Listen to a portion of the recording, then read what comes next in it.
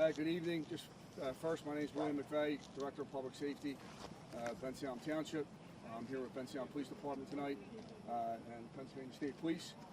This evening, a little before 5 p.m., Bensalem police officers conducted a traffic stop in the area of Route 1 and Old Lincoln Highway.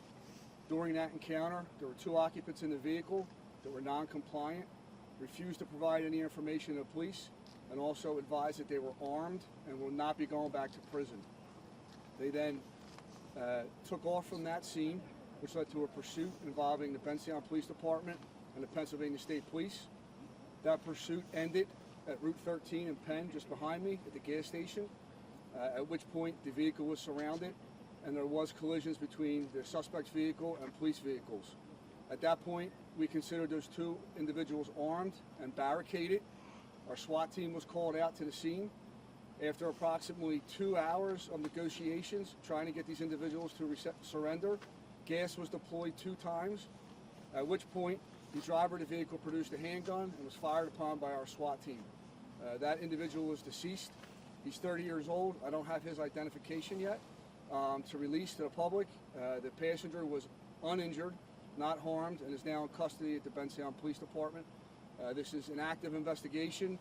The Bucks County District Attorney's Office will be taking the lead in the investigation, and they will put out further information as it becomes available. I would like to thank the Pennsylvania State Police and the Philadelphia Police Department, specifically their SWAT team, for their assistance. And I'm just thankful that no officers or innocent civilians were injured on this, and I would like to commend all the officers involved for the job they did and for doing it as safe as they could. It's an unfortunate outcome, but it's the reality of what they dealt with tonight. So, any questions you would like answered? Were the two men in the car, they get off on the shots at the officers? Not that I'm aware of at this time. Any idea why they would not comply? The only thing that was told to the officers at the initial stop and then multiple times when the SWAT team was here is that they were armed and they were not going back to prison.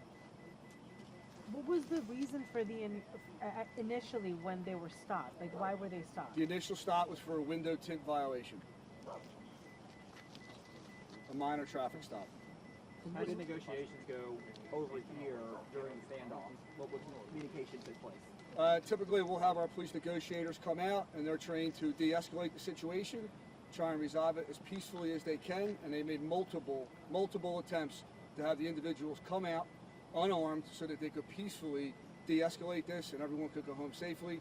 But unfortunately, that is not the outcome tonight. But those attempts were made for approximately 2 hours. This is a busy area.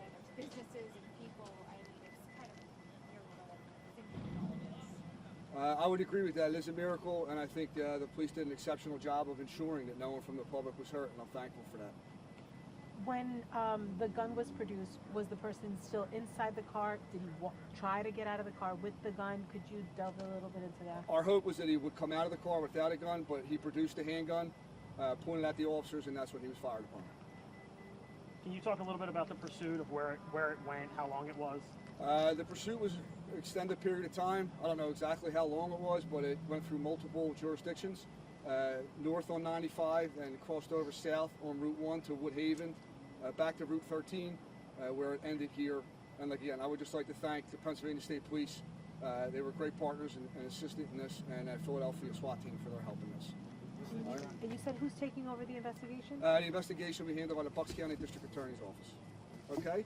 Can you talk about evacuations? People said they were told to get to their basements or get to the back of neighborhoods. I can tell you that initially we pushed something out on social media as to what we were handling and asked people to stay out of the area.